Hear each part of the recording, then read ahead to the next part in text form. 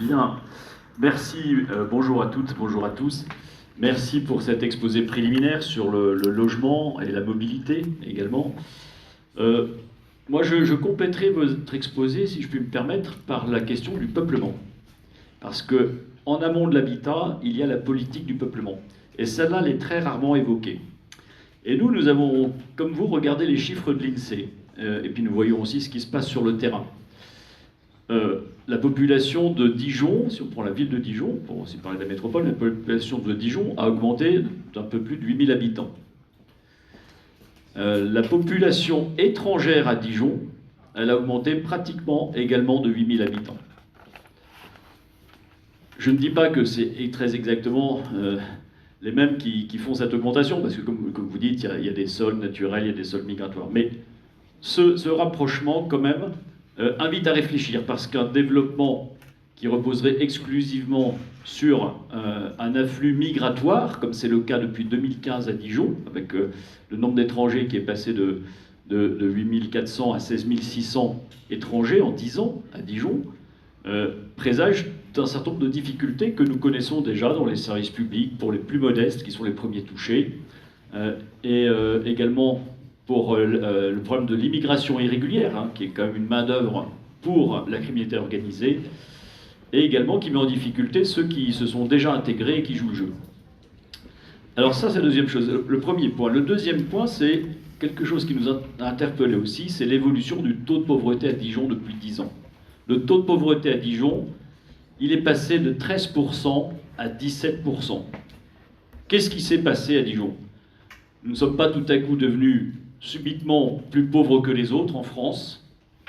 Heureusement que vous êtes là pour créer de la richesse, pour payer des salariés. C'est que nous avons importé de la pauvreté. Cette pauvreté, nous l'avons importée notamment de la région parisienne, par exemple de Seine-Saint-Denis. En fait, ce qui se passe, c'est que on a créé 20 000 logements supplémentaires à Dijon depuis 2001. On a construit 20 000 logements supplémentaires, on est passé de 80 000 à 100 000, vous l'avez dit à peu près, 100 700. Eh bien, une grosse partie de ces 20 000 logements supplémentaires, presque la moitié, ont été des logements sociaux. Ces logements sociaux ont-ils bénéficié aux Dijonnais? Non, ils ont bénéficié en grande partie à l'importation d'une population extérieure. Voilà ce qui s'est passé. Et donc c'est ce modèle de développement déséquilibré qui nous pose question. Donc le logement, c'est ce que demandent tous les Dijonnais, tous ces logements pour qui? C'est la question que nous souhaitons poser. Donc notre approche, c'est de dire rééquilibrons cette politique de peuplement. Nous ne sommes pas du tout pour stopper la construction, mais alors pas du tout. Ce que nous souhaitons, c'est s'orienter vers une construction de qualité plus que sur une construction de quantité. Et pour cela, effectivement, on souhaite réviser le plan local d'urbanisme, adopter aussi une charte architecturale et paysagère pour éviter la disparité dans la construction, chaque architecte faisant très bien, mais n'ayant pas un plan de cohérence et d'harmonie générale à suivre nécessairement. Donc voilà ce que notre approche sur le logement. Effectivement, nous souhaitons aussi mettre l'accent sur la rénovation. Alors, on ne se focalise pas sur les logements vacants. 30 secondes, monsieur Bichot. Voilà.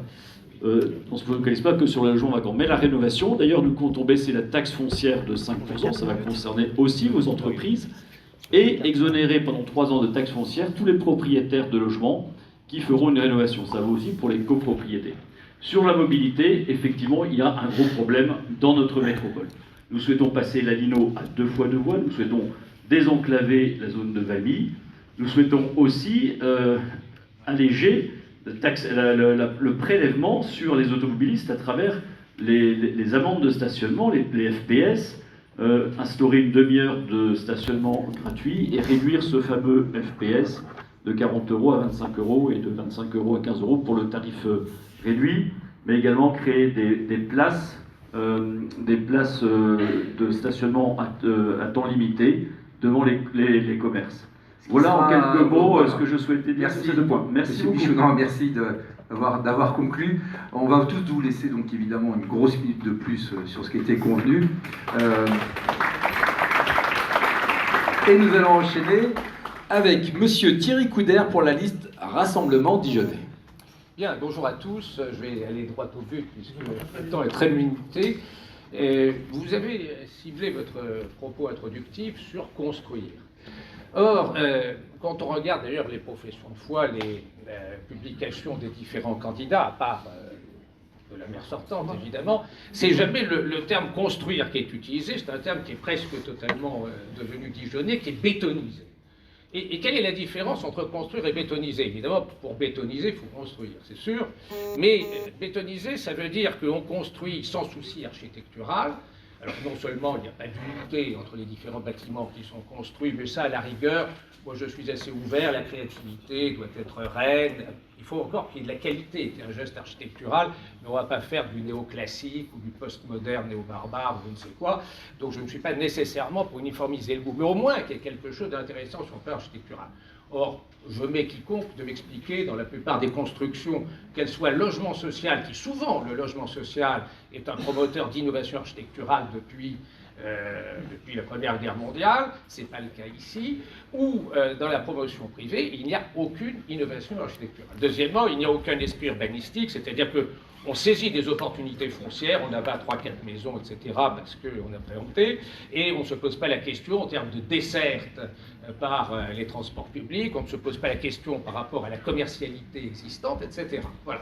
Donc la différence que je fais entre bétoniser, qui me semble être la marque de fabrique de la gestion des 25 années, et construire, c'est évidemment on construit pour loger, mais on le fait sans souci ni architectural, ce qui détruit l'unité de la ville et l'unité des quartiers, l'identité des quartiers, et aussi on fait ça avec ensuite tout un tas de problèmes de commercialité et de transport. Alors à mon avis, le vrai sujet, enfin, vu du public qui est ici, en tant qu'employeur, c'est pas tellement construire, enfin, sauf pour ceux qui sont évidemment exclusivement dans le bâtiment et qui en dépendent, mais c'est loger la main-d'œuvre dont on a besoin. Alors je ne reviendrai pas sur les statistiques qui ont été citées il y a quelques minutes, mais on voit bien que les gens qu'on loge actuellement ne sont pas nécessairement ceux qu'on voudrait. Alors c'est peut-être moins caricatural parce qu'il y a peut-être un seul équivalent d'étrangers et de Français, mais il y a aussi des étrangers qui travaillent dans vos entreprises, et donc on ne peut pas raisonner totalement de manière aussi schématique. Mais ce qui est important, c'est est-ce qu'on peut loger les gens qui vont être recrutés ou que, lorsque c'est des groupes, enfin vous êtes la CGPME, vont d'une usine à l'autre à travers la France. Bon. La question, elle mérite d'être résolue de deux manières. Alors je reste sur le premier point, excusez-moi, vous avez l'air de considérer que la rénovation, ça concernait peu de choses, etc. Mais la rénovation, même si elle n'est pas aussi importante que nous le pensons certains ici, et que vous la mésestimez, elle permet quand même de régler des tas de problèmes de logement, de desserte en termes de mobilité, de commercialité, etc. Bon, donc, il vous restera 30 secondes. Voilà, je crois beaucoup à ça. Je crois deuxièmement au fait qu'il y a des friches. C'est une ville où il y a encore des friches, et pas simplement des friches industrielles, il y a des friches de services, il y a eu des friches militaires. Et troisièmement, je crois beaucoup à quelque chose dans lequel vous êtes en partie prenante, la gestion des contingents HLM, dont la ville l'est encore plus. Moi, je suis pour que demain, si je suis maire, la ville donne la priorité dans les attributions de logement aux personnes, aux familles qui travaillent sur Dijon ou la métropole. Priorité absolue pour avoir des logements, et à chaque fois que des logements se libèrent, c'est cette priorité, et ça devrait, à mon avis, répondre aux besoins de vos entreprises. Merci, Monsieur Couder. Je suis désolé, hein, j'ai un peu le rôle du casse-ambiance qui coupe la parole. Nous allons enchaîner avec Monsieur Michel Aberstro pour la liste Dijon change d'air. Alors, dis donc. Mais vous avez raison, mais vous avez toujours raison. On va enchaîner avec Monsieur Rémi Gogel, évidemment, pour la liste Dijon Avenir. Mais évidemment, Monsieur Gogel. Bonjour à toutes et tous. Alors, un mot quand même sur Dijon Avenir avant, parce que je ne sais pas si vous avez tous l'info, mais pour la première fois à Dijon, vous avez une liste citoyenne et participative qui se présente aux élections, qui est issue notamment des luttes locales de ces dernières années pour le maintien de la nature en ville et contre la bétonisation excessive, qui est orchestrée depuis 25 ans par la municipalité sortante. Nous, on pense que la profonde perte de sens qu'on vit collectivement est à la fois la source et la conséquence des grandes crises du monde physique. Et aujourd'hui, il nous semble que tout le monde comprend bien et ressent plus ou moins que pour faire face à ces crises sérieusement et pour protéger la population, c'est-à-dire assurer durablement nos besoins vitaux, il va falloir engager une bifurcation, c'est-à-dire une transformation radicale de la ville et de nos façons d'y vivre, aujourd'hui rendues trop vulnérables par des politiques inconséquentes de M. Rebsamen et Mme Kunders. Pour ça, il faut réussir à embarquer la population et les acteurs locaux que vous êtes, et c'est ce qu'on cherche à faire en proposant une vision transformatrice très positive pour l'avenir de Dijon à l'horizon 2050, qui est basée notamment sur la sobriété, la justice sociale, l'autonomie et la coopération. Sur l'urbanisme, notre priorité absolue, c'est la reconquête végétale de la ville pour protéger la population des vagues de chaleur qui vont aller en s'amplifiant. C'est vraiment une question de sécurité à moyen et long terme. Alors concrètement, dans la zone urbaine, ce sera 10 nouveaux parcs et une centaine d'espaces végétalisés pour un îlot de fraîcheur à moins de 300 mètres de chez soi. Dans la zone agricole de la métropole, c'est l'arrêt immédiat et total de l'artificialisation des terres pour créer une ceinture maraîchère de 75 000 hectares à l'échelle du bassin de vie, qui sera la pierre angulaire de notre projet de ville nourricière qui va permettre de passer l'autonomie alimentaire du territoire de 8% aujourd'hui, c'est très peu, les conséquences des politiques passées, à 80% en 2050. Sur le logement, vous nous avez fait un plaidoyer magnifique. Nous, on va diviser par 2 l'objectif de production de logement du plan local d'urbanisme actuel pour passer à 10 000 sur les 20 ans qui viennent, mais à 90% en réhabilitation. Il y a un gisement considérable, vous avez oublié un chiffre, c'est la fuite du logement vers la location touristique de courte durée, donc essentiellement Airbnb, où les résidences secondaires à Dijon ont été multipliées par 2,5 dans les 10 dernières années. Alors on se dit, qu'est-ce qui se passe? Est-ce qu'il y a des Parisiens ou des gens d'ici et là qui se payent une résidence secondaire à Dijon? Non, non, pas du tout. La résidence secondaire, le plus souvent, c'est un logement Airbnb. On va, nous, dans le premier mandat, récupérer la moitié et donc remettre dans le marché locatif classique 2000 des 4000 logements Airbnb qui aujourd'hui ont fui ce marché. Enfin, on produira les locaux d'activité en s'appuyant sur l'existant massivement, comme pour les logements, réhabilitation massive, mobilisation des locaux inoccupés en centre-ville, c'est une de vos demandes, et dans les zones d'activité où il y a 100 000 mètres carrés d'entrepôts et de locaux de bureaux vides à l'échelle de la métropole. Enfin, sur les mobilités, priorité pour nous à un réseau de bus beaucoup plus dense, avec des horaires nettement étendus, pensés avec les usagers et les entreprises, un réseau cyclable intégral et sécurisé pour passer de 4 à 40% de part modale vélo en 25 ans. Faut pas rigoler, c'est ce qui se passe au Danemark, ça marche très bien. Il vous reste 30 secondes. Hein.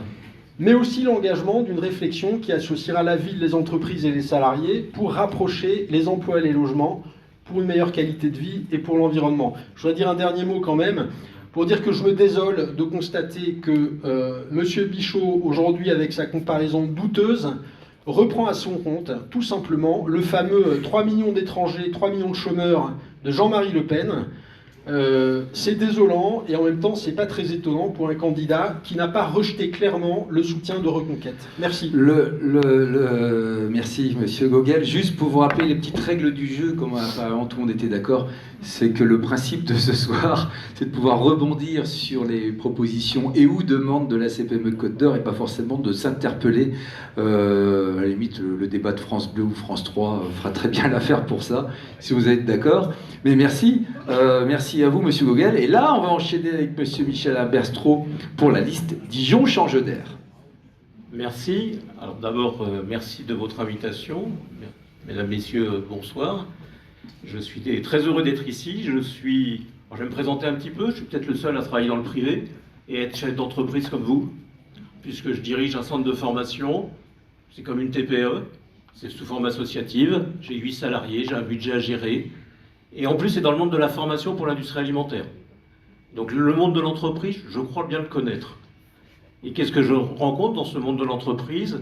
Mais je crois que c'est vrai aussi dans d'autres secteurs d'activité, un besoin de main-d'œuvre, un besoin d'attractivité. Alors, l'attractivité, il y a des gens qui viennent et qui travaillent. Et sans vouloir rebondir sur ce qu'il a, quelles que soient leurs origines, leur nationalité, ils sont les bienvenus dans vos entreprises et vous les accueillez fortement et vous avez besoin de cette main-d'œuvre. Et moi, je suis là pour les former dans le secteur de l'industrie alimentaire. Alors, qu'est-ce que je constate effectivement sur le logement? Une grosse problématique effectivement de logement Mais pas simplement, comme vous l'avez dit, parce qu'il manque de logement. Le problème, c'est le coût du logement. C'est aussi le coût du logement, ça il faut en parler. Que ça soit de la location ou de l'achat, ben on est sur une crise aussi, une inflation terrible. Du coup, alors je ne vais pas vous donner des chiffres, hein. Il y a beaucoup de chiffres qui ont été donnés ce soir, mais en tout cas l'augmentation elle est sensible et elle explique aussi les difficultés. Alors qu'est-ce qu'il faut faire? C'est la bonne question. Parce que, vous l'avez dit aussi dans vos propos préliminaires, on ne peut pas considérer que le logement en tant que soi. Aujourd'hui, on est dans un monde qui change, les problématiques climatiques sont là, la décarbonation est nécessaire, donc il faut trouver un équilibre par rapport à toutes ces contraintes. C'est ce que nous proposons. Et qu'est-ce que nous proposons, nous? C'est d'une part d'augmenter la part de logement social, de la porter à 25% sur Dijon. Nous proposons l'encadrement des loyers pour permettre à chacun de pouvoir, avec ses revenus, se loger à Dijon. Et nous proposons aussi d'évoluer dans la façon de construire. Parce que construire, ok, il y a des besoins, mais c'est pas suffisant, vous l'avez dit, il faut aussi pouvoir se déplacer. Aujourd'hui, on voit des quartiers se densifier, mais sans suffisamment de réflexion sur les moyens de déplacement, qu'ils soient en transport en commun, qu'ils soient en vélo, à pied. Et ça pose un certain nombre de problématiques. Personnellement, j'habite au Bourroche et je vois bien le problème de l'avenue Jean Jaurès, pour vous donner juste un exemple. Donc il convient d'avoir une réflexion plus globale. Il vous reste 1 minute. Et donc pour ce faire, nous allons proposer, lorsque nous serons à la municipalité, de classer Dijon en zone tendue, ce qui nous permettra aussi d'agir pour le logement. Le logement vide, effectivement, priorité, mais pas seul, à la réhabilitation, construction tenant compte des problématiques thermiques, de rénovation thermique, peut-être aussi des matériaux biosourcés, mettre plus en avant pour les équilibres naturels, peut-être un petit peu moins dense pour avoir un peu de nature autour des endroits où on travaille, et bien entendu pas d'artificialisation des terres. Voilà à peu près ce que nous proposons. Donc le logement, oui, mais différemment, et dans une vision d'ensemble qui tient compte des besoins économiques, des besoins de transport pour tous et toutes. Allez, on 4 minutes pile. Vous avez le sens du timing. Et nous concluons cette séquence avec Madame la maire Nathalie Condors pour la liste Dijon, écologique, sociale, attractivité. Bonsoir. Ah, je sais pas s'il marche. Prenez le mien. Bien, bonsoir à toutes et à tous, bonsoir messieurs. Avant toute chose, je voudrais dire que le mandat qui va être devant nous, ça va être un mandat qui va s'inscrire dans un contexte national assez contrasté. On a vu, l'État a mis du temps pour adopter un budget, un contexte également international marqué par de nombreuses incertitudes. Et je pense que l'échelon local doit vraiment être un pôle de stabilité pour assurer. Et l'équipe que je mène pour les prochaines élections incarne cette stabilité, puisque nous avons des élus expérimentés, mais nous avons aussi des nouvelles figures qui viennent notamment du monde de l'entreprise. Monsieur le Président, vous disiez qu'on manquait d'élus chefs d'entreprise. Nous en avons plusieurs, alors je ne vais pas toutes les citer, mais il y en a une que vous connaissez bien qui se trouve derrière vous, Catherine Petitjean. Donc sur l'urbanisme, je crois qu'on continuera de construire. Je m'inscris complètement dans les propos que vous venez de dire, Monsieur de Crépy, parce que c'est effectivement une nécessité vitale pour le monde économique, pour la ville, et puis c'est également un impératif social, et nous sommes, je crois, les seuls dans cette position, puisque, permettez-moi, alors je sais, on n'est pas là pour attaquer, mais beaucoup de ces messieurs étaient dans des collectifs pour s'opposer à des constructions ou signer des pétitions. Vous l'avez dit, les deux raisons, c'est pouvoir se loger parce que ça répond directement aux besoins de recrutement des entreprises. Je discutais la semaine dernière avec un chef d'entreprise qui me disait, moi, quand j'embauche un cadre ou un collaborateur, c'est toute la famille. Et la famille, qu'est-ce qu'elle regarde? Elle regarde, on en parlera de l'attractivité de Dijon, mais elle regarde aussi si elle peut se loger convenablement. Donc ça, c'est la première raison. Et la deuxième, c'est la construction du logement. Elle génère aussi une activité économique importante pour notre territoire, qui d'ailleurs profite à tout le territoire. territoire. Je rappelle que ce sont des emplois non délocalisables et je vais rappeler le dicton, quand le bâtiment va, tout va.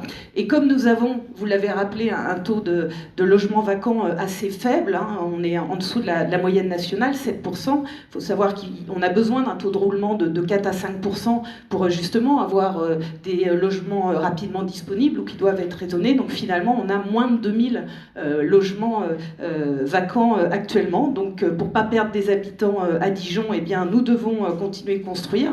Donc le chiffre de 800 logements par an, vous l'avez dit, hein, c'est l'évolution de la société. Il y a 20 ans, on était à 2,2, 2,3 taux d'occupation par logement. Aujourd'hui, on est à 1,8. Donc mathématiquement, il faut construire pour maintenir au moins notre nombre d'habitants. Et en tout cas, une ville qui perd des habitants, c'est pas le cas de Dijon, mais c'est le cas d'autres villes. Eh bien, c'est une ville qui se meurt, et c'est une ville qui perd des commerces, c'est une ville qui perd des services publics, qui ferme des écoles, des emplois, et donc c'est une spirale qu'il faut à tout prix éviter. Et je crois que là-dessus, c'est pas un débat idéologique, c'est vraiment une réponse concrète à une crise bien réelle. Et vous l'avez dit, c'est pas un débat gauche-droite, hein, puisque le ministre du Logement, Vincent Jeaubrin, qui est du parti Les Républicains, a déclaré d'ailleurs que la crise du logement qui touche notre pays est d'une grande gravité. Il a annoncé à l'horizon 2030 un objectif de 2 millions de logements. Et ben, nous participerons, si nous sommes réélus, à la construction. Et en tout cas, grâce à cette politique et à notre qualité de vie, eh bien, Dijon gagne raisonnablement des habitants, plus 0,5%. Alors, je ne veux pas être dans la caricature, mais vous savez, moi je rencontre tous les ans le directeur de l'INSEE en tant que maire. Quand on parle du solde migratoire, ce ne sont pas les Afro-étrangers qui viennent, ce sont des Côtes-d'Oriens, ce sont des habitants de la Bourgogne-Franche-Comté, ce sont des Parisiens d'ailleurs, je crois. Alors les chiffres dataient de 2022, donc certains d'ici n'étaient pas encore à Dijon à cette époque, donc ils seront comptabilisés pour les nouveaux habitants dans quelques années. Mais voilà, il faut arrêter de caricaturer et d'utiliser les chiffres à mauvais escient. Donc nos mesures, puisqu'on est là pour parler de l'avenir, eh bien nous continuerons de construire des logements, comme je l'ai annoncé. Alors j'ai fait une annonce depuis que je suis maire, c'est que nous allons préserver les sols vivants. Donc nous allons plus construire en pleine terre. Nous allons du coup organiser des assises du logement avec les architectes, avec les promoteurs, avec les habitants, pour ensemble eh bien, comprendre les besoins de chacun et réviser le plan local, enfin modifier le plan local d'urbanisme, parce qu'une révision c'est beaucoup plus importante. Nous allons moduler les Airbnb, puisque la loi ne me le permettait pas jusqu'à maintenant. Donc si je suis réélue, je prendrai une délibération pour limiter à 90 jours. Et puis nous continuerons à rénover les logements dans le privé. C'est pas toujours simple, mais on le fait et on continuera pour le bien-être des entreprises locales. Merci. Merci Madame la maire.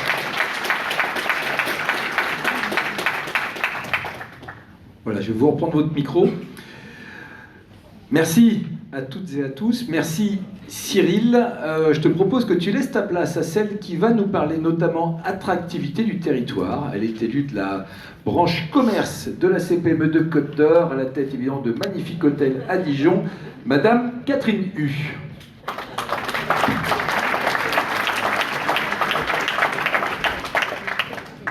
Catherine. Madame, Messieurs les candidats à la municipale, bonsoir. Madame, Messieurs les représentants des différentes institutions du territoire, bonsoir. Mesdames et Messieurs les adhérents de la CPME, bonsoir. Dijon est une ville dynamique. Dijon est une ville attractive. Son patrimoine, sa gastronomie, son terroir et sa qualité de vie font la fierté de ses habitants et contribuent pleinement à son rayonnement. Les investissements récents et les équipements majeurs ont renforcé son image et la compétitivité de son territoire. Mais l'attractivité n'est jamais acquise.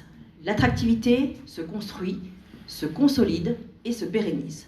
L'attractivité est essentielle pour la crédibilité de nos projets, la solidité de nos dossiers et la confiance de nos investisseurs.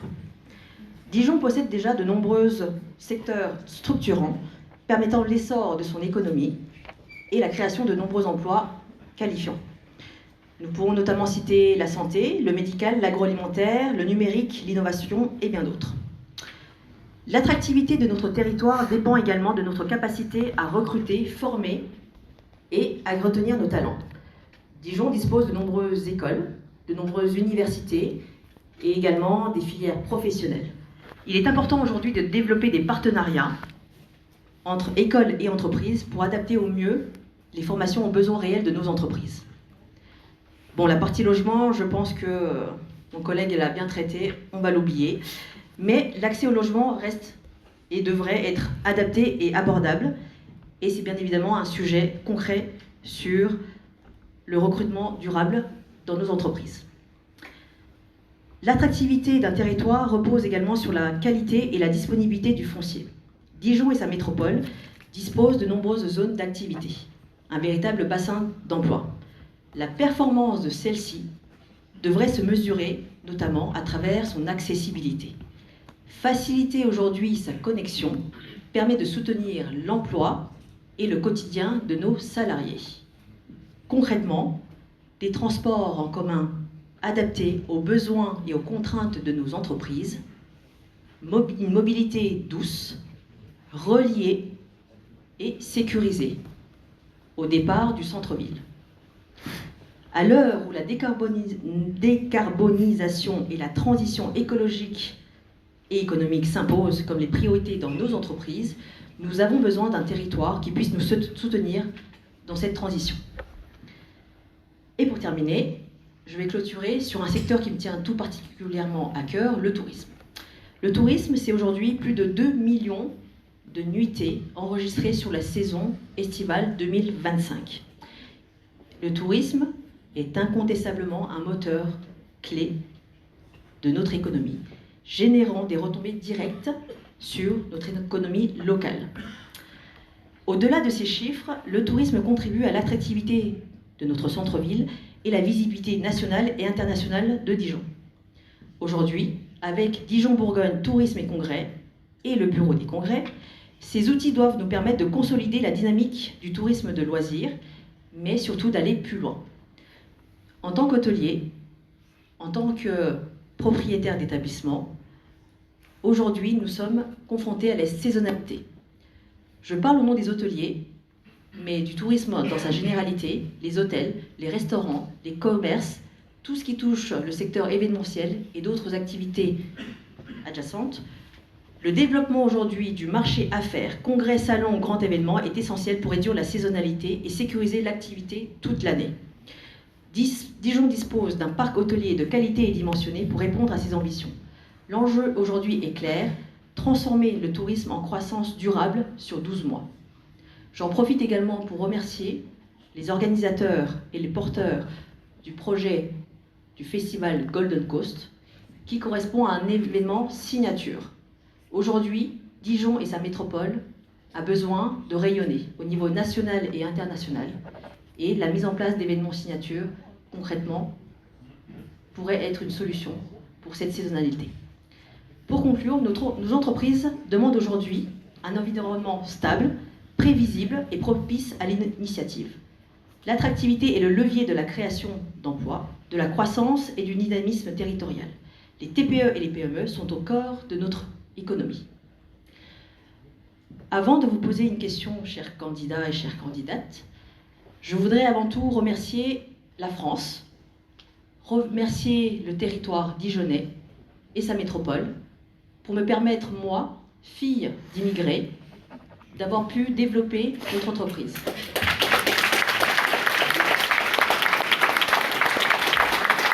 Quand nous parlons donc de territoire, nous ne parlons pas forcément que d'une situation géographique. Nous parlons de l'humain. Un des premiers projets que j'ai porté avec mon père, j'avais 19 ans.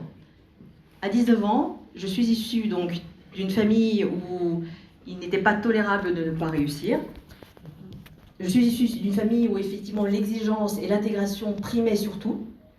Je suis issue d'une famille où l'entrepreneuriat était une solution à beaucoup de choses.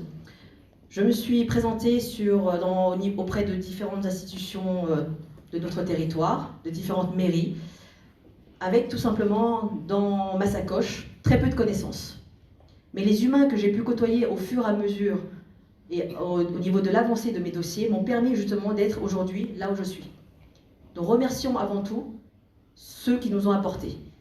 Et n'oubliez pas, quelle que soit la bannière, messieurs, dames, politique et la couleur politique que vous portez, quelles que soient les divergences ou les convergences politiques que nous pouvons avoir, n'oubliez surtout pas que vous avez sur votre territoire des entreprises portées par des entrepreneurs qui sont amoureux de son territoire. Quel que soit le résultat de ces municipales, messieurs, dames les candidats, permettez-moi d'être rassuré, de pouvoir toujours être fier de mon territoire. Tout simplement. Voilà. Merci Catherine. Ah, reste à ton... Je t'en prie, reste à ton pupitre. Alors, je me suis déjà fait tirer l'oreille, on vient de me glisser dans l'oreillette qu'il fallait respecter exactement les temps de parole, sinon on pouvait créer un drame international. Donc, Arthur de Ballon, ça sera 2 minutes 30, nous a dit, et vraiment, ça sera détestable, mais à 2 minutes, allez, à 2 minutes, je m'autoriserai de vous dire qu'il reste 30 secondes. Il va falloir qu'on s'y tienne, visiblement. Et donc, comme tout à l'heure, nous commençons par Monsieur Pichot. Bien, merci beaucoup pour cette introduction sur le thème de l'attractivité. Bien évidemment, il faut renforcer nos filières d'excellence, que sont l'agroalimentaire, que sont la santé, que sont le tourisme aussi.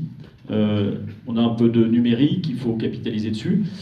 Et nous réfléchissons aussi à renforcer, en termes d'emploi, à faire venir des forces armées sur la métropole de Dijon qui l'ont quitté. On a parlé tout à l'heure de toutes ces friches militaires que nous sommes en train de reconvertir. Eh bien, nous pensons qu'aujourd'hui, effectivement, il y a un potentiel avec la montée en puissance de l'effort militaire, d'avoir des forces armées, mais également de développer, on a déjà Safran, on a le CEA qui n'est pas très loin, même s'il est extrêmement discret, de développer peut-être aussi cette filière de l'armement sur notre territoire. Donc c'est une réflexion que nous avons. Vous avez parlé aussi de relations entre les écoles et les besoins de la métropole. Alors ça c'est fondamental parce qu'effectivement on a des étudiants qui sont formés, qui ne correspondent pas forcément aux besoins du territoire et puis qui quittent Dijon et sa métropole, et d'autres qui arrivent. Effectivement, une plus grande adéquation entre les deux nous paraît parfaitement souhaitable. En termes de mobilité, on en a déjà parlé tout à l'heure. Nous, effectivement, nous ne sommes pas du tout favorables à ce projet de tram T3, qui pour nous n'apporte rien, ne fait que doublonner les deux inexistantes. Alors on nous dit que ça va répondre à un problème de saturation. On considère qu'il faudrait plutôt travailler sur un rééquilibrage du réseau de bus dans la métropole, qui faciliterait les déplacements de beaucoup de personnes, et également avoir un grand programme pour remettre à niveau la voirie dijonnaise, qui est très dégradée, en très mauvais état, puisqu'elle a été abandonnée en fait depuis 2001. Alors après, sur le tourisme, c'est effectivement, nous nous réjouissons que le tourisme a quand même repris des couleurs depuis au moins une dizaine d'années, et ça c'est un point positif que nous saluons. Il faut encore continuer dans cette voie. Et vous avez parlé de signature. Alors bien sûr, il faut rénover le parc des expositions, on en parlera tout à l'heure, mais les signatures, nous avons pensé à 2 signatures.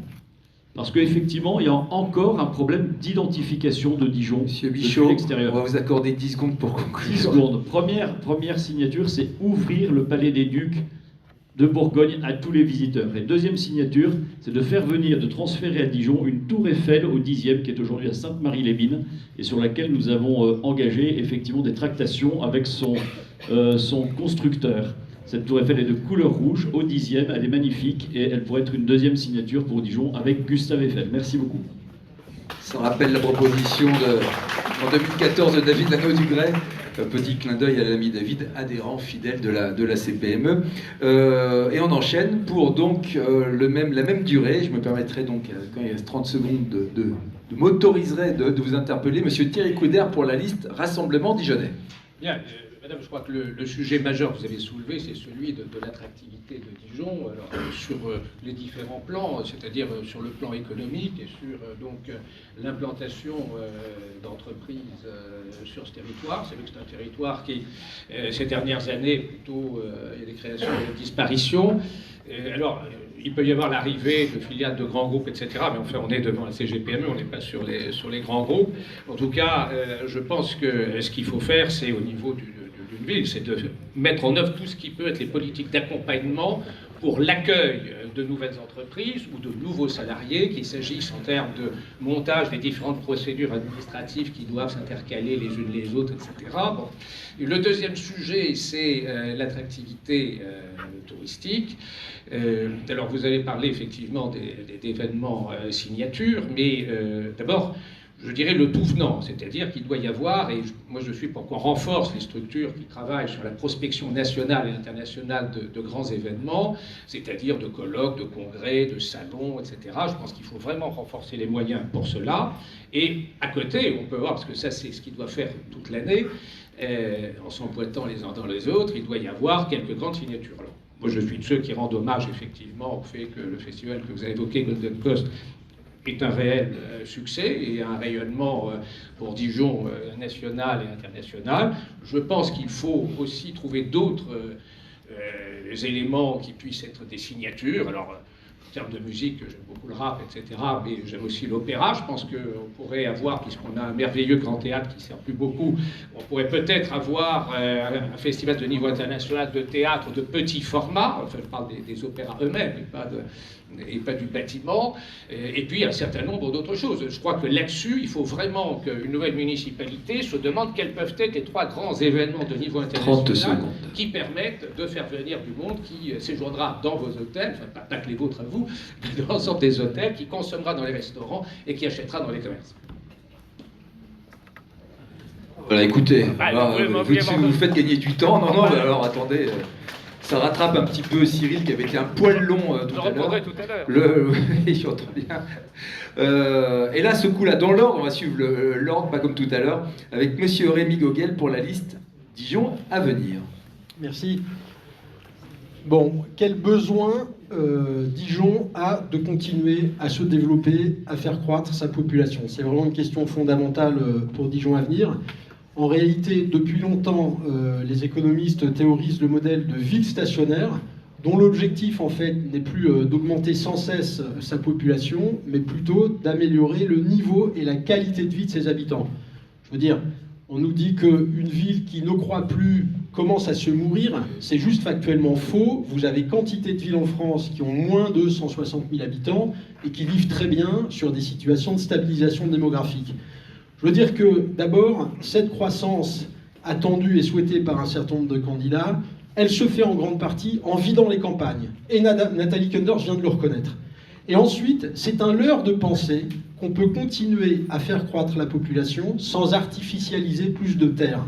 La promesse entendue à l'instant de la bouche de Mme Kunders, c'est préserver les sols vivants, ne plus construire sur la pleine terre. Je suis désolé de vous dire que le 11 février, il y a 15 jours, le schéma de cohérence territoriale des 20 prochaines années a été adopté et il programme, c'est écrit dedans, noir sur blanc, l'artificialisation de 25 hectares de pleine terre sur les 20 ans à Dijon et 190 sur la métropole, dont une moitié pour faire du logement.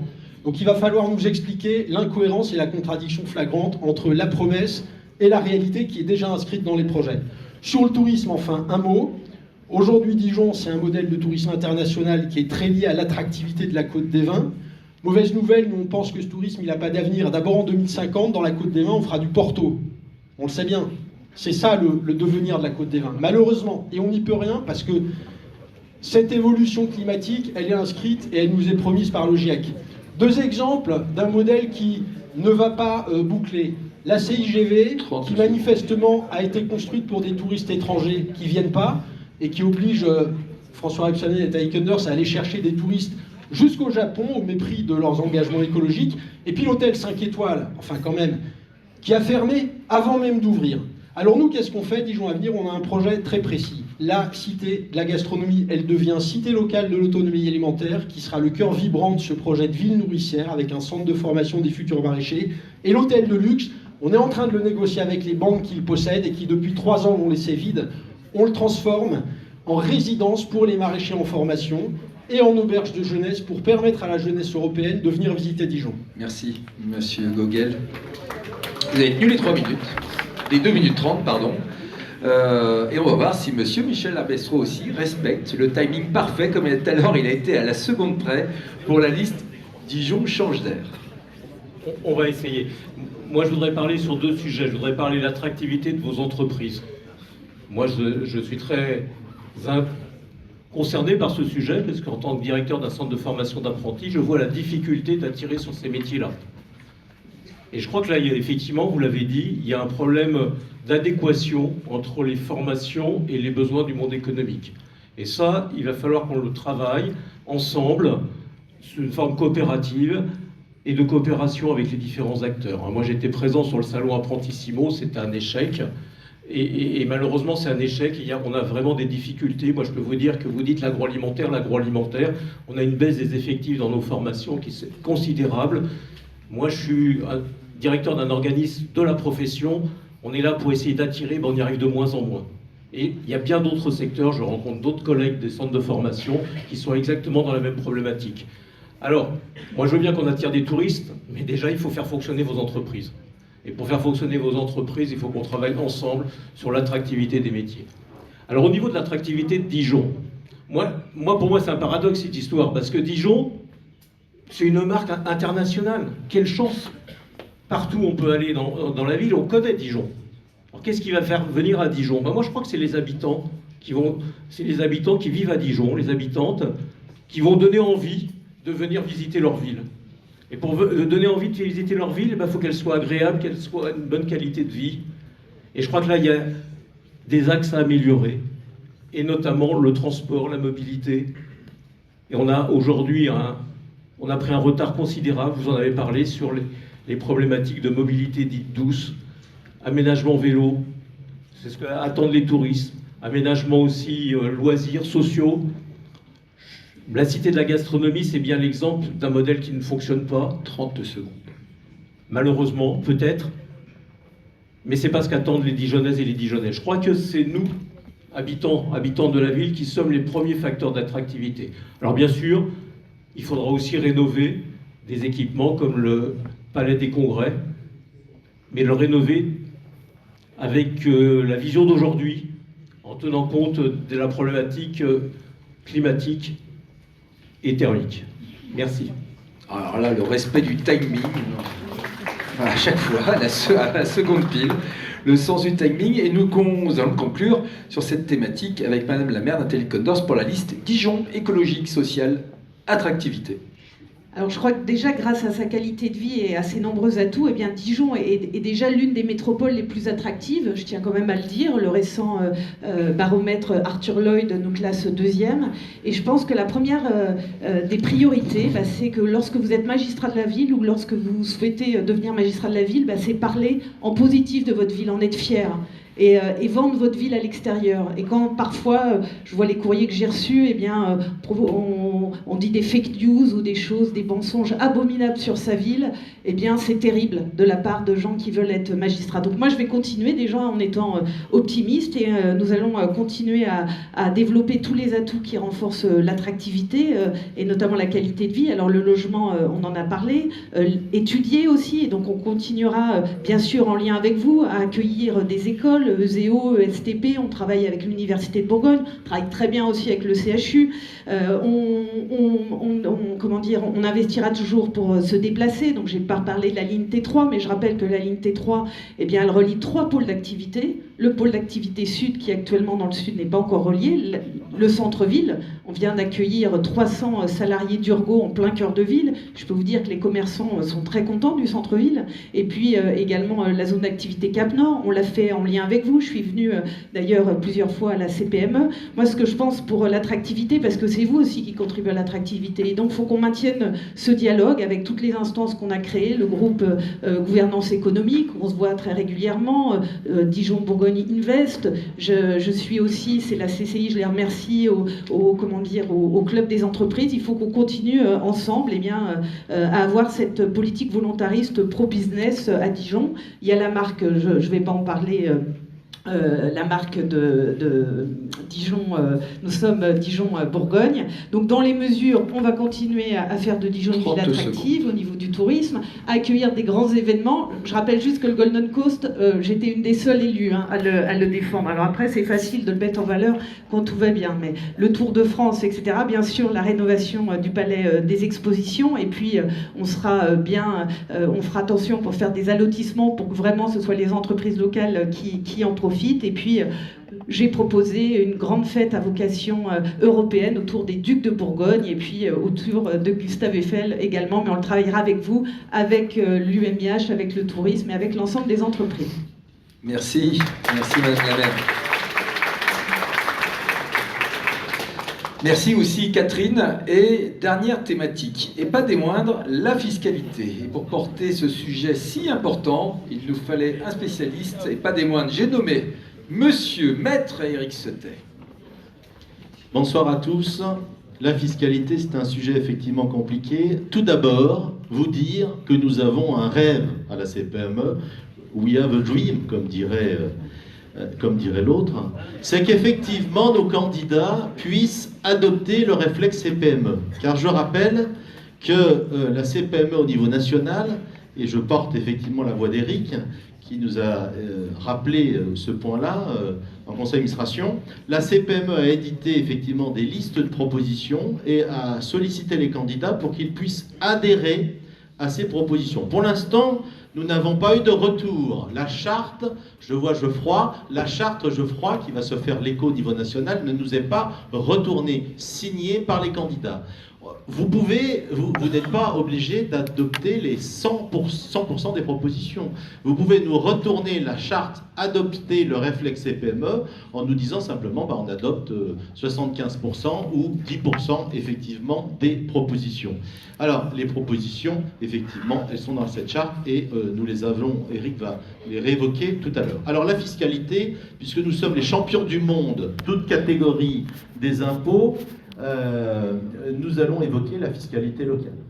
Les ressources de la ville, dans le dernier rapport de la Chambre régionale des comptes pour l'exercice 2023-2024, s'élevaient à 135 millions d'euros, donc c'était le produit des impôts locaux, et les droits d'enregistrement à 7,8 millions d'euros. Ce qui veut dire que le produit des taxes foncières représente 94% des 135 millions d'euros. Et elles proviennent pour Dijon de 73 000 comptes de propriétaires, donc 73 000, très exactement 808 propriétaires payent 70% du produit de ces taxes. Donc 73 808 propriétaires payent 70% du produit de la taxe qui s'élève, je vous le rappelle, à 135 millions d'euros. Alors, il est indiqué dans ce rapport de la Chambre régionale des comptes que Dijon se caractérise par une fiscalité locale élevée en comparaison des communes de plus de 100 000 habitants. Le taux de la taxe foncière, est-il précisé dans ce rapport, est le plus élevé après celui de la commune de Grenoble et le taux de la taxe foncière sur les propriétés bâties est le 5e plus élevé des 14 communes métropolitaines, y compris Dijon, comprises entre 140 000 et 185 000 habitants. Donc une fiscalité élevée. Je fais également le parallèle avec une autre taxe que les entreprises peuvent connaître ou connaissent déjà, c'est le versement mobilité. Et je lis effectivement dans le dernier rapport de la métropole que la fiscalité est dynamique, on appelle ça la dynamique des recettes issues de la fiscalité, par une progression favorable du versement mobilité perçu auprès des entreprises de plus de 11 salariés pour des recettes avoisinant plus de 71 millions d'euros. Donc c'est 71 millions d'euros qui ont été prélevés sur les entreprises au titre effectivement de ce versement mobilité. Donc je souhaiterais effectivement que nos candidats se positionnent sur ce point-là, puisque à la CPME, nous prenons une fiscalité attractive et donc il faudra effectivement que les candidats se positionnent pour nous indiquer ce qu'il en est de leurs propositions. Autre point, proposition concernant les marchés publics, puisqu'effectivement l'achat public est un véritable levier de développement économique sur le territoire, et la CPME a là également fait un certain nombre de propositions pour inciter les élus locaux à utiliser pleinement le seuil des 100 000 euros pour les marchés de travaux, les dispensations de publicité de mise en concurrence, de généraliser la stratégie du bon d'achat en valorisant les entreprises et les savoir-faire locaux, donc vous savez c'est la priorité aux entreprises locales, en introduisant notamment des critères sociaux et environnementaux pour favoriser les producteurs locaux, c'est-à-dire les entreprises qui sont ici présentes, et également en luttant contre les retards de paiement. Alors, on a même imaginé effectivement que les candidats dans les 100 premiers jours puissent effectivement nommer des référents entreprises, avec un référent marché public, un référent délai de paiement, un référent fiscalité locale, un référent attractivité économique dont tourisme, et puis un référent transmission des entreprises, puisqu'à la CPME, il faut favoriser la transmission des entreprises sur le bassin local en mettant en place un recensement des entreprises qui peuvent être identifiées et qui peuvent être cédées, en mettant des indicateurs permettant à la mairie de suivre et de piloter les opérations de transmission pour maintenir le tissu entrepreneurial et relever l'enjeu de la transmission dans nos régions. J'en ai terminé, cher Thomas.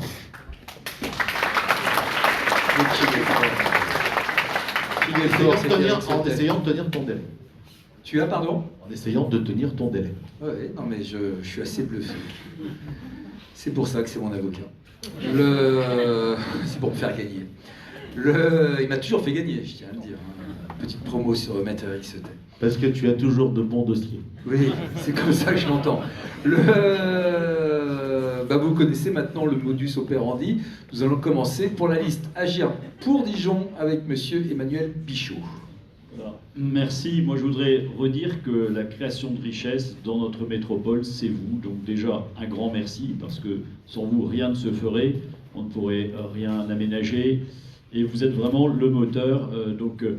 C'est très important d'avoir déjà ce réflexe. Moi, j'ai lu très attentivement votre charte. Je suis prêt à la signer toute en intégralité, parce que je pense que c'est Attendez, je viens à vous avec un... Voilà. Ça doit aller. Avec un stylo pour signer. Oui, je vais la signer même tout de suite. C'est prévu avec le président en intégralité, elle me convient très bien, il faut avoir ce réflexe. En plus, nous rentrons quand même dans des temps économiques difficiles.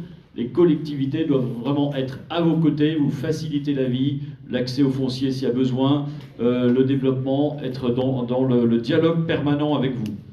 Et alors, bien évidemment, il y a cette création de richesse, mais il ne faut pas non plus vous en reprendre trop. En tout cas, juste ce qui est nécessaire pour la bonne marche des services publics. Et c'est pour ça que nous, d'abord, nous souhaitons une très grande transparence dans la gestion publique, une très grande vigilance, rigueur. Et également, je voudrais dire un petit mot, c'est que le gros alourdissement de fiscalité que vous avez subi depuis 15 ans, c'est bien celui du versement mobilité, qui s'appelait versement transport. C'est le gros prélèvement nouveau qui vous est tombé dessus, puisqu'il n'était que de 0,8% en 2008. Il est monté progressivement à 2% de la masse salariale des entreprises de plus de 11 salariés à partir de 2012. Donc c'était un choc quand même fiscal de grande ampleur sur la métropole. Pour des entreprises plus petites, il y a eu un autre choc fiscal, c'est quand on a augmenté la cotisation minimale de CFE. Et là, pour des TPE, ça a été quelque chose de très violent, parce que certains ont vu leur cotisation multipliée par 10. Alors il y a eu un lissage, mais le lissage, ça permet, je dirais, d'absorber en plusieurs années au lieu d'une. Mais nous souhaitons, nous, le cas échéant, réexaminer ces barèmes de CFE. Sur la taxe foncière, j'en ai parlé, nous souhaitons la baisser. Elle a augmenté à Dijon de 32%, le taux de la taxe foncière a augmenté de 32% entre 2001 et aujourd'hui, il faut quand même le rappeler, c'est pour ça que nous souhaitons corriger, d'autant plus que les budgets de la ville et surtout de la métropole sont vraiment en surexcédent, très excédentaires.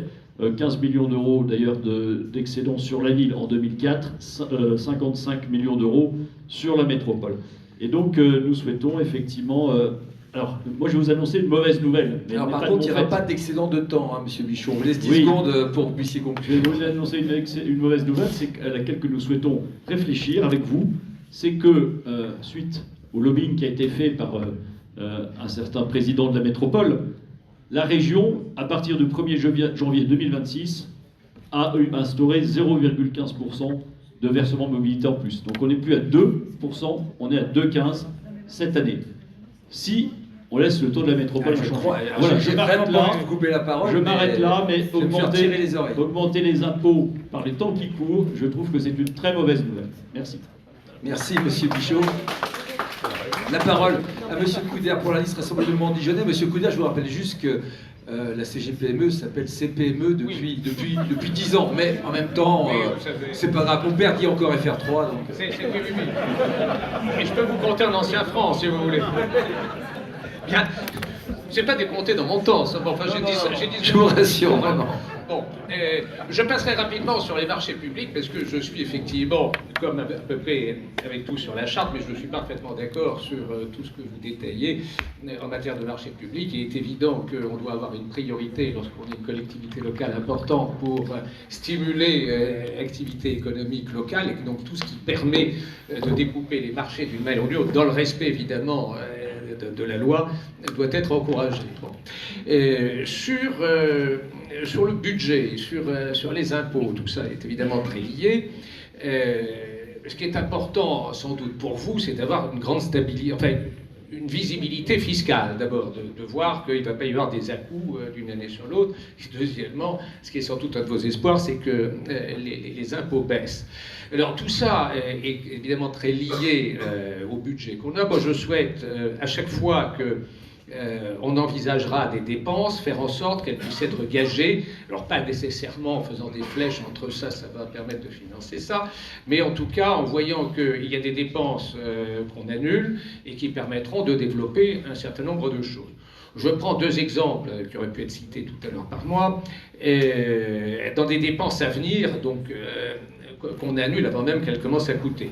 Je suis aussi de ceux qui pensent que le troisième tronçon du T3, qui n'était quand même pas un détail sur le plan financier, qui risquait d'appliquer le versement transport, je suis de ceux qui considèrent qu'en tout cas, dans les 7 ans qui viennent, c'est pas le sujet, qu'il faut travailler sur les circuits de dessert de transport public, à la fois dans le temps et dans l'espace, et donc de ne pas engager de dépenses nouvelles là-dessus. Sur la cité de la gastronomie, c'est une dépense qui existe. Actuellement, il y a 2,7 millions, je crois, de déficit qui est payé par la ville, c'est-à-dire finalement presque autant que ce que coûte la police municipale. Je ne fais pas de lien entre l'un et l'autre, il est difficile d'en trouver, mais ce que je vois, c'est qu'on peut essayer de faire des compensations. Et donc, moi je souhaite raisonner comme ça, et à partir de là, si je suis élu, je ferai faire un audit immédiatement toutes les dépenses de fonctionnement. D'emblée, je baisse de 5%, comme d'autres, le foncier bâti. Mais je souhaite ensuite avoir un rendez-vous l'année suivante pour voir en fonction des marges de manœuvre qui sont dégagées sur le fonctionnement, où il y a des postes relativement importants, et pas simplement, sur quoi je crois, baisser les indemnités d'élus ou les dépenses de commission, mais il y a sans doute des postes beaucoup plus importants, gisements, qui permettront de faire plus de dépenses en gardant à la fois une stabilité budgétaire et une baisse des impôts. Merci, Monsieur Couder. Et nous enchaînons avec Monsieur Rémi Gogel pour la liste Dijon Avenir.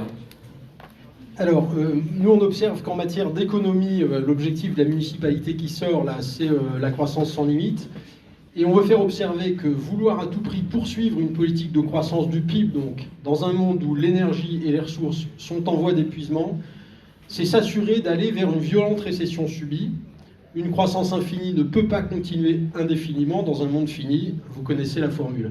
Et nous y sommes. La Cour des comptes l'affirme dans un rapport de septembre 2025, c'est tout récent.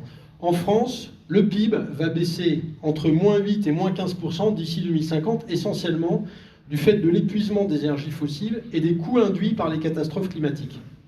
Par ailleurs, le PIB, c'est un très mauvais indicateur de l'état de la société et de la population. Il ne dit rien de la distribution des richesses, il ne dit rien du niveau d'éducation et de santé, il ne dit rien non plus de la perte de biodiversité.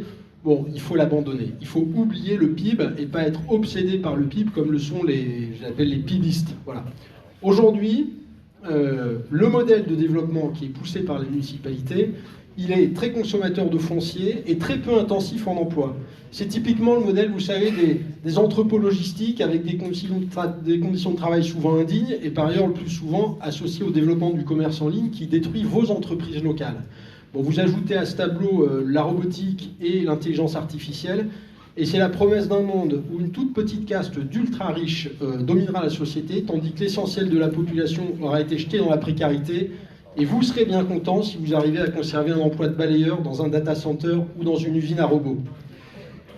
D'autre part, à Dijon aujourd'hui, l'économie, elle laisse une part de la valeur ajoutée et du profit quitter le territoire de manière beaucoup trop importante. Ce que propose Dijon Avenir, c'est de repenser intégralement le modèle économique local en impulsant ce qu'on appelle une nouvelle économie de sobriété énergétique et matérielle, qui sera relocalisée, circulaire, régénérative des écosystèmes, et qui va créer de très nombreux emplois dignes, utiles et non délocalisables. C'est ça qu'on appelle la bifurcation qui est possible vers un modèle de prospérité sans croissance ou de post-croissance qui fait l'objet de quantité d'études universitaires depuis des années et qu'on définit, et je termine par là, comme une économie stationnaire en harmonie avec la nature où les décisions sont prises ensemble et où les richesses sont équitablement partagées pour pouvoir prospérer sans croissance. Merci. Respect du timing parfait. Vous noterez en tout cas que la parole est libre à la CPME. Ce dont va pouvoir utiliser tout de suite Monsieur Michel Aberstro pour la liste Dijon change d'air. Merci. Alors on l'a vu dans les deux premières parties de ces interventions, vous représentants du monde économique, vous avez besoin que la ville, la métropole, vous avez besoin d'aménagement. Vous avez besoin de logement, on en a vu. Vous avez besoin aussi de moyens de circulation, de communication. Et on l'a vu aussi, on a besoin d'équipements pour l'attractivité notamment. Alors ça, il faut le financer. Alors comment le financer? Quand l'État diminue les moyens donnés aux collectivités. Et ça, c'est une politique qui ne nous convient pas. Mais on ne va pas la compenser localement. Donc là, il y a un problème de cohérence. Vous voulez d'un côté des équipements, et puis de l'autre côté, il faut les financer. Alors comment on les finance? Effectivement, aujourd'hui, avec la baisse des ressources de l'État, on va les financer par la fiscalité locale. Alors je comprends bien qu'il ne faut pas l'augmenter. Alors nous, on s'engage, si possible, à la maintenir. Mais je dis bien si possible parce que je ne sais pas quelles vont être les décisions de l'État et s'il y a encore des baisses de dotation. Mais aussi, on a des besoins d'investissement. Alors nous, on va augmenter les investissements parce que c'est ça qui est nécessaire, vous l'avez dit. On a parlé du Palais des Congrès, on a parlé de l'augmentation des transports en commun, des besoins d'aménagement. Alors on va le faire, mais on va le faire sans fiscalité supplémentaire, toutes choses égales par ailleurs. Et on va le faire aussi en tenant compte de 4 aspects sur les choix qui seront faits. L'aspect social. Est-ce qu'il profite au plus grand nombre de Dijonnaises, de Dijonnais? L'aspect environnemental. Est-ce que les choix qui vont être faits par notre équipe seront dans le sens de la transition nécessaire énergétique? Et on va le faire aussi, et ça on n'en a pas beaucoup parlé ce soir, dans le cadre de la réflexion sur l'égalité homme-femme dans notre société. Et tout ça, on va le faire aussi avec une méthode un petit peu différente.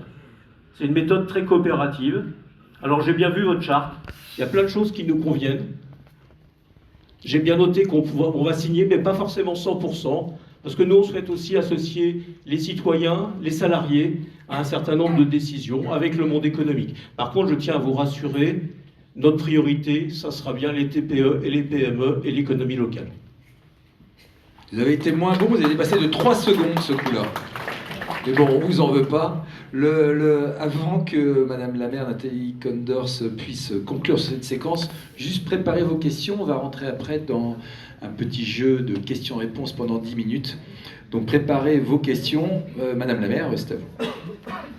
Alors peut-être juste rappeler, j'espère que ça n'a pas pris sur mon temps de parole, mais que 100 policiers municipaux, c'est 7 millions d'euros, et que la CIGV, le pôle culturel, c'est 1,5 million d'euros sur les expos, avec presque 200 000 visiteurs. Je vous le dis, comme on a un débat dans une semaine, ça vous permettra d'être moins ridicule. Oui, 7 millions, en tout cas, l'impôt local, je ne vous ai pas coupé lorsque vous avez dit des mensonges. L'impôt local, il ne sert pas à combler un déficit, c'est un impôt utile déjà avant de le dire, c'est un impôt qui permet, qui sert directement à la qualité de vie, à l'investissement et donc à l'activité économique. Et je voudrais aussi dire que ceux qui disent aujourd'hui qu'ils vont baisser les impôts tout en doublant certains effectifs ou en faisant d'autres choses, eh bien ils vous mentent, parce que je crois qu'on veut être maire, il ne faut pas mentir aux personnes, parce qu'effectivement, aujourd'hui, dans le contexte d'instabilité qu'on connaît au niveau national, on ne sait pas comment les collectivités vont contribuer au redressement des finances publiques, et donc les personnes qui baissent ne peuvent pas s'engager à augmenter les impôts dans 1, 2 ou 3 ans en fonction de la situation de l'État. En tout cas, je sais que vous, c'est de la stabilité et de la visibilité que vous attendez. Donc moi, je m'engage pour la ville de Dijon à ne pas augmenter le taux de la taxe foncière. Ça, je m'engage. Pour la métropole, ce sera pris avec les 23 maires, parce que ça reste la métropole, et moi je suis respectueuse aussi des maires des autres communes. Mais vous avez dit effectivement que le versement transport était haut, mais derrière il finance aussi des transports, et je peux vous dire que quand je vois des chefs d'entreprise, et c'était le cas aujourd'hui, tout le monde nous demande plus de transport, des voies cyclables, des bus et le tramway. Vous avez oublié de dire que la CFE on était dans les moyennes les plus basses au niveau de la métropole. Et puis pour dire à M. Bichot par rapport au taux de la taxe foncière, c'est aussi l'histoire. On a récupéré avec la suppression de la taxe d'habitation le taux qui avait été voté par le département, et ce taux avait été augmenté de 14% quand vous étiez vice-président aux finances au département. Donc c'est quand même important de rappeler les choses. Mais en tout cas, le plus important, c'est après ce qu'on en fait. Donc je m'engage à ne pas baisser le taux. On va continuer pour déjà les dépenses de fonctionnement, donc c'est la petite enfance, c'est les crèches, c'est les personnels qui s'occupent aussi de vos enfants, qui s'occupent de la propreté de notre ville, et puis les dépenses d'équipement. Je m'engage, le budget il est réaliste et réalisable. Nous investirons en moyenne 50 millions d'euros chaque année au niveau de la ville de Dijon, et donc on travaillera bien sûr avec vous dans le cadre du respect des marchés publics pour que vous puissiez répondre. Et cette charte, je la signerai parce qu'on applique déjà beaucoup de choses qui ont été mises, parce que c'est du bon sens. Merci Madame la maire. Alors, on va rentrer dans le jeu de questions-réponses. Question évidemment qui ne doit pas être personnelle, mais qui doit évidemment... on interpelle les 5 candidats qui vont tous avoir, combien on a dit, 40 secondes pour répondre à la question. Sachant que ce sont uniquement les adhérents de la CPME qui peuvent poser des questions. Par définition, les militants présents, qu'on remercie d'être présents, mais par définition... sauf si vous êtes adhérent de la CPME, auquel cas, là, si vous avez beaucoup d'être adhérents, c'est pas pareil, mais sinon, par définition, on ne pourra pas malheureusement vous donner la parole. Question, les amis. Et Thomas, juste avant les questions... De quel droit tu me coupes la parole? Eric. Je voulais simplement dire, Thomas, que pour éviter que nous terminions tous balayeurs dans un data center surveillé par un robot qui vous botterait les fesses, il faut vraiment adopter le réflexe CPM.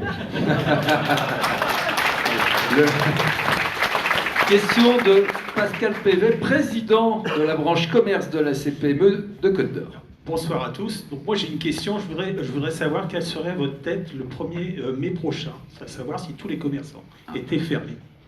Et donc moi la question que je pose, il y a donc un projet de loi qui va être présenté au mois d'avril. On sait tous qu'il ne va pas être adopté pour qu'il soit effectif à partir du 1er mai, c'est-à-dire globalement les commerçants de Dijon qui souhaitent faire travailler leurs collaborateurs ce jour-là. Quelle sera votre position? Parce que si tout le monde respecte la loi, tout le monde est fermé le 1er mai. Et donc l'attractivité de Dijon le 1er mai sera inexistante. Donc je voulais savoir un petit peu votre attitude. Et de l'autre côté, j'aimerais pour les fleuristes qui sont présents sur Dijon, puisqu'il y en a quand même un certain nombre, que s'ils sont obligés de fermer, c'est que la ville puisse faire respecter la loi, de dire globalement les pados qui sont dans le centre-ville, qui vendent à la sauvette, qui ne respectent pas la charte de vendre du muguet en vrac, cela soit réprimandé. Donc voilà quelle sera votre attitude ce jour-là? On va respecter le même modus operandi, par ordre alphabétique. 40 secondes, Monsieur Bichot. Bien, moi je suis très favorable à ce que toutes les activités qui ont une légitimité pour fonctionner le 1er mai puissent le faire normalement sans être tout le temps dans la suspicion et le contrôle. Et voilà, que chacun puisse le faire.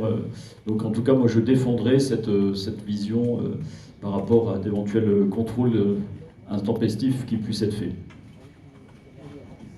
Oui, merci, Monsieur Couder. Oui, je suis totalement ouvert à l'idée que les commerces puissent être ouverts le 1er mai, de même que je suis assez libéral sur le nombre de jours, de dimanches qui peuvent être accordés dans l'année.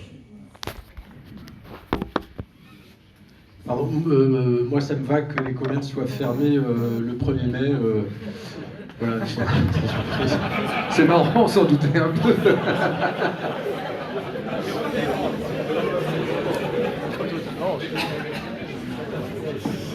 Monsieur Aberstrau. Moi, c'est simple, hein, je respecte je respecte les lois, donc je respecterai la loi qui sera définie sur le 1er mai, et j'espère qu'elle sera respectée. S'il y a des ouvertures possibles, qu'elles ouvrent, et tous dans la légalité, conformément à la loi qui le dira. Maintenant se pose la question effectivement des ouvertures de commerce les jours fériés. Mais ça, c'est une réflexion globale qu'on pourra avoir ensemble lorsqu'on sera à la mairie. Madame la maire Nathalie Condors. Donc moi je suis pour l'état de droit aussi, donc on va voir comment évolue la loi, et puis bien sûr on l'appliquera à Dijon. Maintenant pour les dimanches vous connaissez notre position, et puis pour les jours fériés s'ils ne sont pas un dimanche, ils ont le droit d'ouvrir. Les amis, questions. Vous interpellez là-bas. Oh là là, monsieur Alain Marek, tu vas. Alors, Christine, viens à toi. C'est comme elle est fan de toi, hein, cher Alain. Mesdames, Messieurs, bonsoir. On a parlé de logement, on a parlé d'accessibilité. Les entreprises, elles ont aussi besoin d'accessibilité. À part des zones industrielles à haute technologie, il n'y a plus de place pour s'implanter. Il n'y a plus de place pour grandir, il n'y a plus de place pour exister. Vous ne pourrez pas loger des gens s'ils n'ont pas de travail. Vous ne pourrez pas faire de l'accessibilité s'il n'y a pas d'entreprise. Pensez aussi à nous, parce qu'on a besoin de se développer, on a besoin de grandir, on a besoin d'évoluer, et pour ça, il nous faut du terrain. Mesdames, merci. Bon, c'est plus une affirmation qu'une question, mais si vous voulez rebondir dessus, monsieur Bichot. Oui, moi je rebondis là-dessus. Je pense que effectivement, il y a encore en 2014, alors vraiment il n'y avait plus de zones d'activité. Maintenant, il y a quand même des zones d'activité qui ont été lancées, qui se remplissent. Mais effectivement, il faut peut-être anticiper sur la suite. Et surtout, je trouve qu'il y a très peu de solutions pour des sociétés en création et des TPE. Voilà. Et donc, il faudrait, je pense, des artisans pour des zones artisanales, des zones pour des entreprises industrielles qui voudraient se créer. Voilà. Et puis peut-être que la Cité de la Gastronomie, un jour, le pôle public servirait aussi pour être un peu une pépinière aussi de création d'entreprises. Voilà. Merci Monsieur Couder. Oui, en 2 mots, je pense que effectivement, il faut pouvoir développer de nouvelles entreprises ou les agrandir. Je donnerai quand même une priorité à la réutilisation, parce qu'il y en a, même si on disait tout à l'heure, à tout ce qui peut être friche de toute nature, administrative, industrielle, commerciale, militaire, etc. Je donnerai quand même une priorité à cela avant d'ouvrir de nouvelles zones, sauf lorsqu'il s'agit de bâtiments très spécifiques qui, évidemment, ont des dimensions particulières qui ne peuvent pas tenir sur ce genre de friche. Monsieur Gogel. Alors les chiffres de l'Observatoire en 2025, c'est 45 000 m² de bureaux inoccupés, 45 000 m² de locaux d'activité inoccupés, 13 000 m² d'entrepôts inoccupés sur la métropole de Dijon.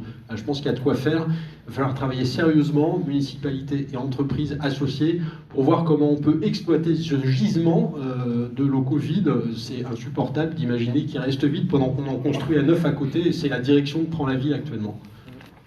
Monsieur Aberstrau. On a besoin en fait de trouver l'équilibre entre le développement économique et la préservation de notre vie sur cette planète, et notamment à Dijon, puisqu'on annonce des réchauffements climatiques importants. Et donc il va falloir trouver un équilibre. Ça s'appelle le développement durable. Et le développement durable, c'est essayer de rendre compatible la transition écologique nécessaire, parce qu'on n'a pas le choix. Plus on retarde l'adaptation, plus ça coûtera cher, plus ça sera invivable.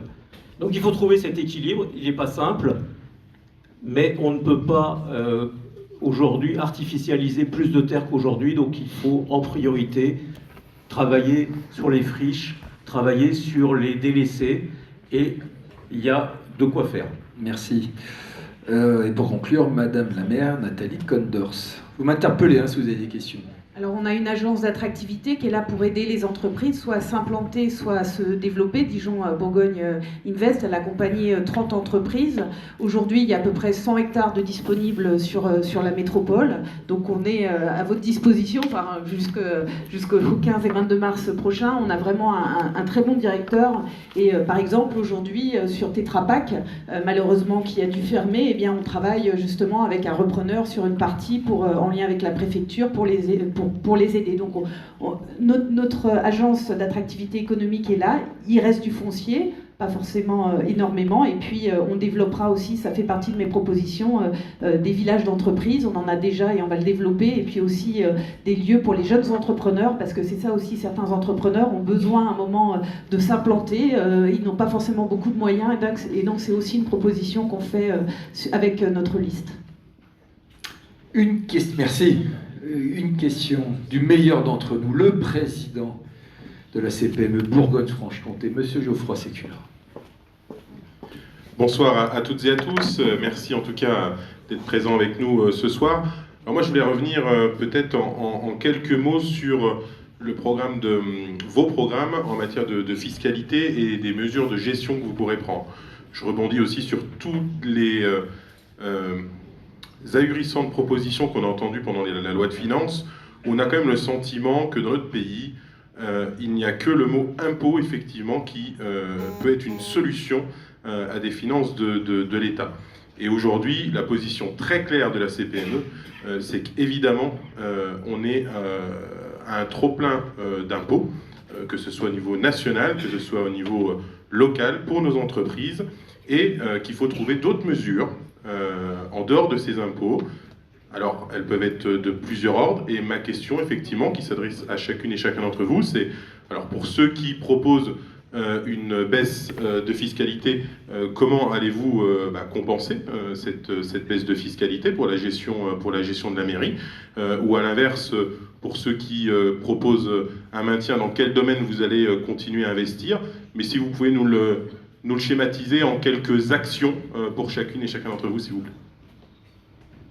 Monsieur Bichot. Très bien. D'abord, moi, je voudrais vous dire que je suis élu depuis 2001 au conseil départemental. J'ai été maire de Saint-Romain, j'étais dans la communauté d'agglomération de Beaune. Je suis aujourd'hui à la ville de Dijon et à la métropole depuis 12 ans. Je n'ai jamais voté une seule augmentation d'impôts dans toutes les collectivités où j'étais, et y compris au conseil départemental, quand la majorité a décidé d'augmenter le taux de la taxe foncière du conseil départemental. J'ai préféré rendre ma délégation de vice-président plutôt que de voter cette augmentation. Je trouve que vraiment c'est trop facile, c'est toujours un taquet vers le haut. Hein. La fiscalité, c'est toujours vers le haut. Au mieux, on vous propose de la stabiliser, mais personne ne propose jamais de la baisser. Si, il y en a quand même qui le font, il y a quelques communes qui le font, on ne les met pas assez en avant. Et donc, vous savez, sur le budget de la ville de Dijon, l'ensemble du budget de la ville et de la métropole, on est quand même à 660 millions d'euros. La baisse de la taxe foncière dont je parle, c'est 7,5 millions d'euros. Il y a énormément de gisements d'économies à faire, ou surtout de gabegies à ne pas faire. Si on prend par exemple... On va vous faire conclure, je suis désolé. Voilà, c'est simplement pour vous dire ça. Il y a des gisements très importants d'économies à nos yeux. Si on prend par exemple le budget de la ville de Dijon, si vous voulez, il y a énormément de dépenses sur le terrain culturel ou sur le terrain social que nous souhaitons revoir et réorganiser. Voilà, c'est tout. Comme M. Bichot a un petit peu réinventé le temps, on va tous vous accorder 30 secondes de plus, à commencer donc par M. Couder. Bon, comme vous avez évoqué à la fois les impôts sur le plan national et sur le plan local, je me permettrai de rappeler que peut-être avec mon voisin sans doute de gauche et peut-être le suivant, on doit être les seuls qui sont soutenus par des partis qui n'ont pas participé à la folie budgétaire et au soutien au gouvernement dans toutes ses fantaisies ces dernières semaines. Et sur le plan local, alors j'avais donné un certain nombre d'exemples tout à l'heure de choses que je supprimerai, soit comme dépenses à venir, soit comme dépenses existantes. Il peut y avoir aussi, je continue dans l'inventivité sérieuse, il peut y avoir aussi des recettes nouvelles qui ne sont pas des recettes fiscales. Il se trouve que je suis aussi très attaché, par exemple, à ce que soit amorcée une politique sur une partie du patrimoine qui appartient à la ville, mais je ne souhaite pas le mettre en recettes, enfin en dépenses plutôt supplémentaires. Mon idée, c'est de faire payer les personnes qui ne sont pas de Dijon ou de la métropole lorsqu'elles vont au musée. Ce qui fait, il y a à peu près 300 000 personnes qui ne sont pas métropolitaines qui viennent tous les ans dans les musées. Et donc, si on prend une recette d'une dizaine d'euros, en moyenne, puisque les tickets, vous savez, ce sont les catégories qui appartiennent, varient, ça permet de dégager un fonds qui permet d'amorcer ensuite les abondements de l'État au titre des monuments historiques, les abondements complémentaires, région, département. Je souhaite fonctionner comme ça, soit en supprimant un certain nombre de dépenses qui permettent de faire d'autres actions, soit en trouvant des recettes qui ne sont pas des recettes fiscales pour pouvoir développer l'imagination créative en matière de Merci. de la ville. Monsieur Couder, je continue dans mon rôle détestable de couper la parole au candidat, mais c'est pour essayer de respecter le plus proche possible, parce qu'on a promis à toutes et à tous de tenir le timing, que ce soit équilibré entre chaque candidat. Monsieur Rémi Gogel, pour la liste Dijon à venir. Alors, d'une part, je veux redire que le principe de l'impôt, c'est de permettre une redistribution des richesses, et que ça, c'est important pour nous à Dijon à venir, dans un contexte où les inégalités sociales et de revenus ne cessent de progresser dans ce pays. Il faut juste rappeler cette réalité, tous les chiffres le montrent. Donc baisser la fiscalité dans ce contexte, ça ne me paraît pas la meilleure solution. Après, il y a tout type de fiscalité, et celle qui pèse sur vos entreprises n'est pas la même que celle qui pèse sur les ménages ou sur les grandes fortunes, où il y aura des choses à dire, etc. À Dijon précisément, nous on pense qu'il y a un travail à faire sur la fiscalité concernant tout ce qui est improductif. On parlait des entrepôts vides tout à l'heure, il y a beaucoup de logements vacants. Donc je crois que comme mon voisin de gauche, on demandera le classement de Dijon en zone tendue pour disposer d'instruments fiscaux nouveaux pour venir inciter les propriétaires de logements vacants notamment à les remettre sur le marché plutôt que de payer un impôt qui sera augmenté. Et ensuite un dernier mot pour dire que, vous l'avez compris, pour nous on rentre dans une société de sobriété. Le principe de la sobriété, c'est de redéfinir collectivement des besoins raisonnés qui vont être satisfaits à l'aide de ressources qui seront limitées. Et ces ressources, de fait, avec une baisse du PIB, ce sera aussi des ressources fiscales limitées. Ça va nous amener collectivement, la ville, les acteurs locaux porteurs de solutions, les habitants, à réfléchir sérieusement à comment on redéfinit ensemble des besoins collectifs pour les financer au mieux, mais avec des ressources qui vont baisser. Dans un timing parfait. Bravo, monsieur Gogel. Monsieur Michel Aberstro pour la liste Dijon change d'air. Donc moi, je vais m'adresser à vous, responsable d'entreprise. Vous le savez bien, les économies d'énergie que vous pouvez faire aujourd'hui en faisant des investissements pour la rénovation thermique de vos entreprises, eh bien, ça vous coûte moins cher de faire les investissements aujourd'hui que d'attendre dans 10 ans. Eh bien, c'est pareil au niveau des équipements de la ville. Investir aujourd'hui dans la rénovation thermique, c'est des économies pour demain. Donc nous, on va investir fort, notamment dans la rénovation des écoles.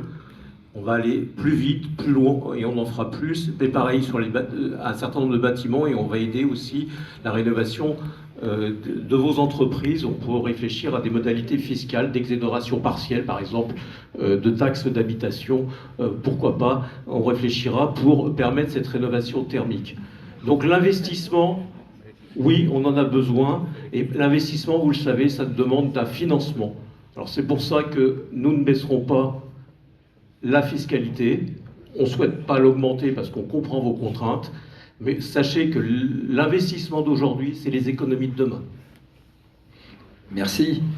Et pour conclure sur cette séquence, avant la grande conclusion après du président de la CPME Côte d'Or, Madame la maire Nathalie Condors pour la liste Dijon, écologique, sociale, attractivité.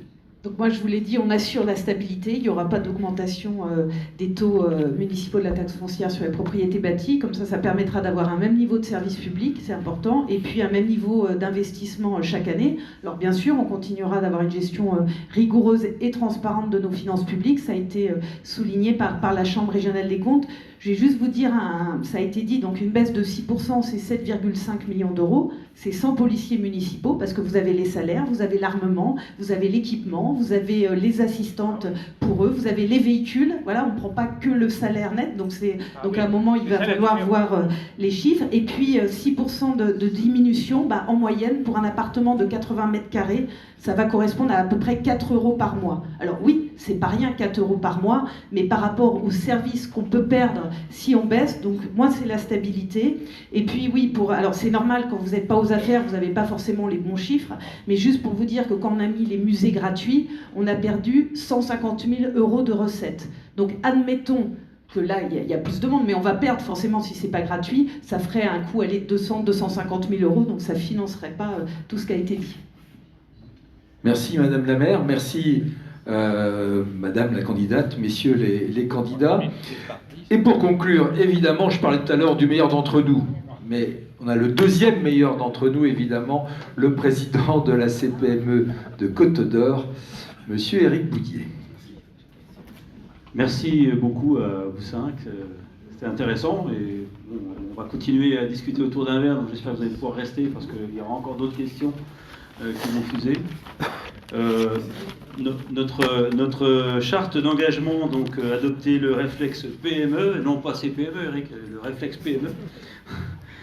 Donc en fait, je vais rapidement vous dire les engagements. Le premier, je m'engage à instaurer une concertation systématique avec les représentants des entreprises avant toute décision locale ayant un impact sur l'activité économique. Le deuxième,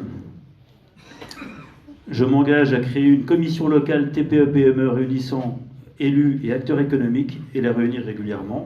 Troisièmement, je m'engage à garantir la stabilité fiscale locale sur le mandat, pas de hausse ciblée pesant sur les entreprises.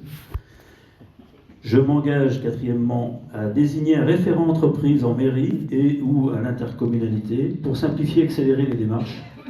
Cinquièmement, je m'engage à agir contre la vacance commerciale, à faciliter l'installation des commerces, ça a été évoqué tout à l'heure par d'entre vous, faciliter l'installation des commerces de proximité et à préserver l'accessibilité des centres-villes et centres-bourgs pour les clients, les salariés et les livraisons. 6. Je m'engage à accompagner les TPE-PME sur le chemin des transitions écologiques, numériques et démographiques. 7. Je m'engage à faire de la commande publique un levier pour les TPE et PME, allotissement par principe et sourcing en amont. 8. Je m'engage à respecter strictement le paiement à 30 jours, très important, et... Allez-y, Oui. Et à mettre en place un suivi annuel des délais de paiement. Ça va être intéressant. 9. Je m'engage à préserver le foncier productif et à accélérer